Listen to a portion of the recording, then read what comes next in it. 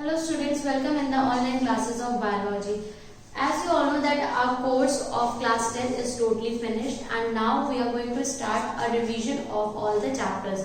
So first chapter of biology is life processes, which has 4 parts: nutrition, respiration, circulation and excretion. And today we will start with our very first topic, life processes, nutrition. So first of all, the human body works like a machine throughout the day, and to perform day-to-day activities, daily life activities, it needs or requires energy, and that energy came from food. The food which has all the essential nutrients constitute a balanced diet, and that balanced diet gave us energy to all living organisms to work throughout the day. So the word nutrition, as you know that we are discussing about lesson nutrition. So the word nutrition came from a word nutrient, and nutrition is a process in which it involves intake as well as digestion of food.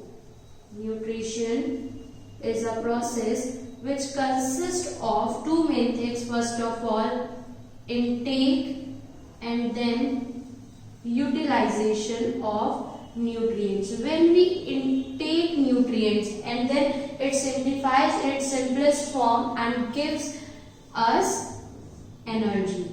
So both these process gives us energy which we use to perform our day-to-day life activities. Second thing we will going to discuss is types of nutrition. We will discuss about types of nutrition.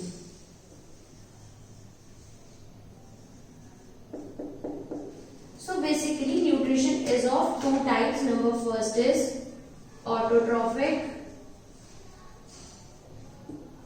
and number second is heterotrophic.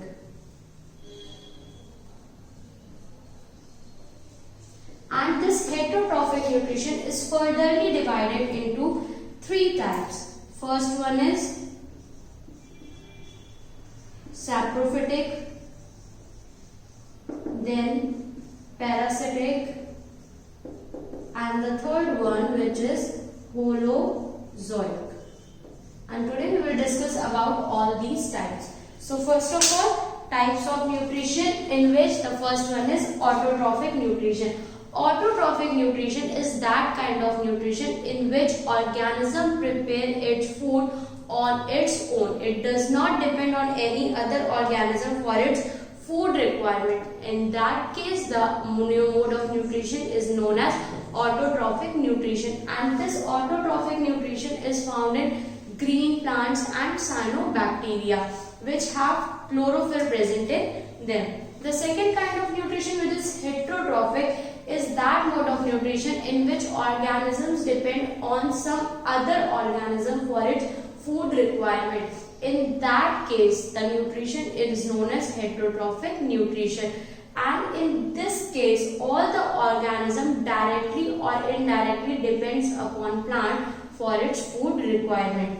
This heterotrophic nutrition is divided into three parts. Number first is saprophytic. The word sapro means dead or rotten. So in this case, the organism depend on dead or decaying material. The material, any dead body of an animal or any rotten food, that in that material the saprophytes used to secrete digestive enzymes, and that digestive enzymes help to simplify this dead or decaying material. And when this material became simplified, the saprophytes used to absorb that food in its body, and those organisms which show saprophytic mode of nutrition are known as saprophytes or decomposers. The second is parasitic. The word para means other. In this case, the organism depend on some other organism, and in that case the organism depends on living organism, and they develop a relationship like guest and host. The parasites used to be guest on the host body, and there they feed upon the guest and complete their nutrition from their body. And in both these cases the organism used to absorb the nutrition. But in third place, which is holozoic nutrition, the organism used to intake or ingest the food as a whole. It does not use to absorb, but it used to intake a food, it ingests this food as a whole. And for the heterotrophic nutrition, 4 processes are required. Number first is ingestion, second is digestion. Holozoic nutrition consists of 4 different stages. The first stage is ingestion. Second stage is digestion. Third stage is assimilation. And the fourth stage is addition. So the first stage, which is ingestion, means intake of food. For the heterotrophic nutrition, the organism has to intake its food first of all, and that intake of food is known as ingestion.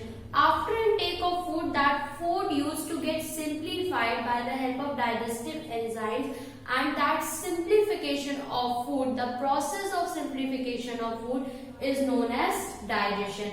After digestion, 2 kinds of materials are coming out after this process. First one, which are useful substances. For the useful substances, the third process takes place, which is assimilation. In this process, all the useful components of food are digested in the body, and these are absorbed by the body for the requirement of energy. And for all the unuseful substances, all the waste substances, fourth process takes place, which is addition. In this process, all the waste material is excreted out from the body. So these 4 processes are required for the fulfillment of heterotrophic nutrition. Now we will study our next topic, which is nutrition in amoeba. Nutrition in amoeba.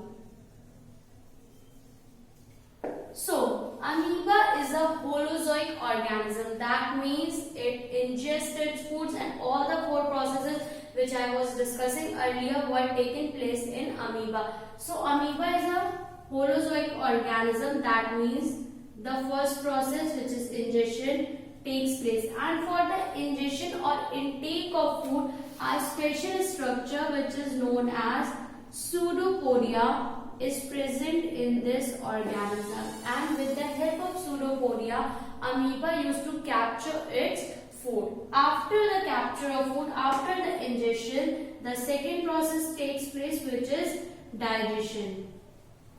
In this process, in the process of digestion, the ingested food is going directly into the food vacuole, and their digestive enzymes react upon that food and makes that food simplified, and when that food simplified, the digestion process is completed. Thereafter came the third process, which is assimilation. Assimilation. After digestion, all the useful substances which are required from the food are absorbed by the amoeba's body and directly mixed in the cytoplasm of amoeba. And with the mixing in cytoplasm of amoeba, that useful substances used to give energy to amoeba. And for all the waste product, the last, which is addition, takes place. And for addition or for the excretion of waste material, there is no particular organ present in amoeba's body like anus. So for the process of addition, amoeba shows a very special feature. It used to rupture its membrane from any part of the body, and with that ruptured part, all the waste material used to came out from the amoeba's body. So that's why all these 4 processes, ingestion, digestion, assimilation and addition, takes place in amoeba, and its food requirement is fulfilled in that case. So after nutrition in amoeba, now we are going to discuss about nutrition in plants.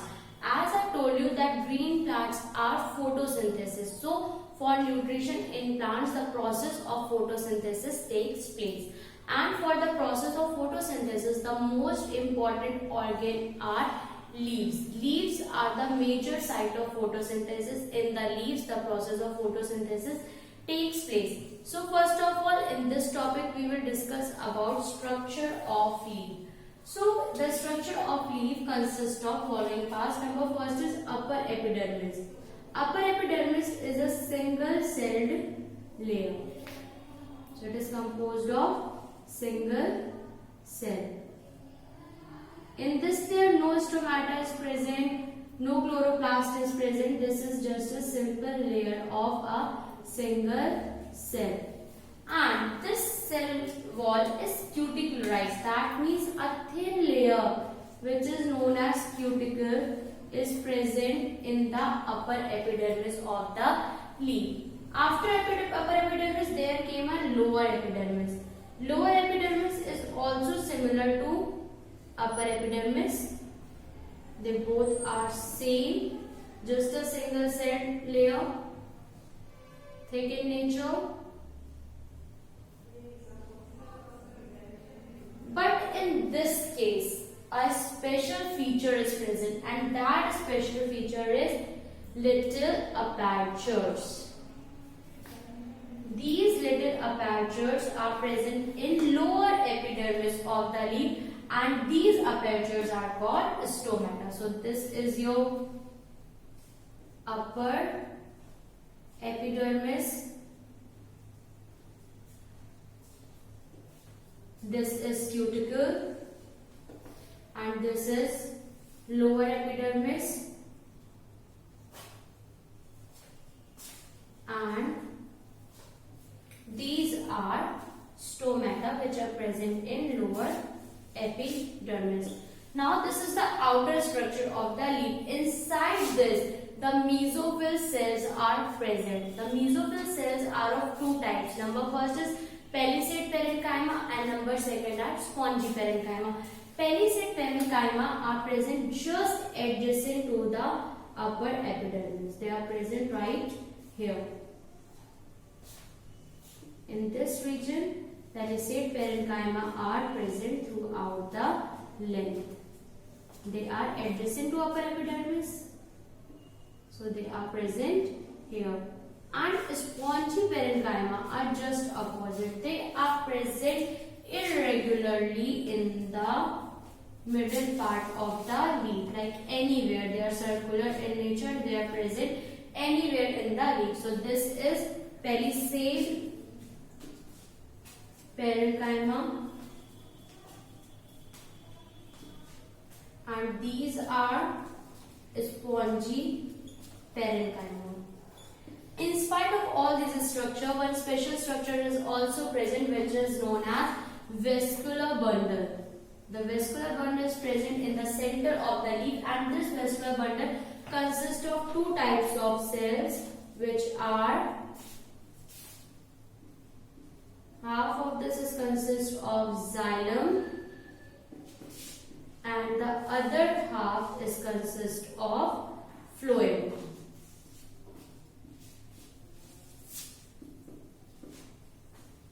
So this is the structure of leaf. Upper epidermis, which is single cell thing, no chloroplast or no stomata is present here. Just a thin cuticle is present over it. After that, lower epidermis, which is also single cell, but in this case, little apertures are present. That means stomata are present. Where in between the place, mesophyll cells are present, which are of two types: palisade parenchyma, which are just adjacent to upper epidermis, and spongy parenchyma, which are scattered throughout. And in the middle, the vascular bundles are present, which are composed of xylem and phloem. So students, that's all for today. Thank you.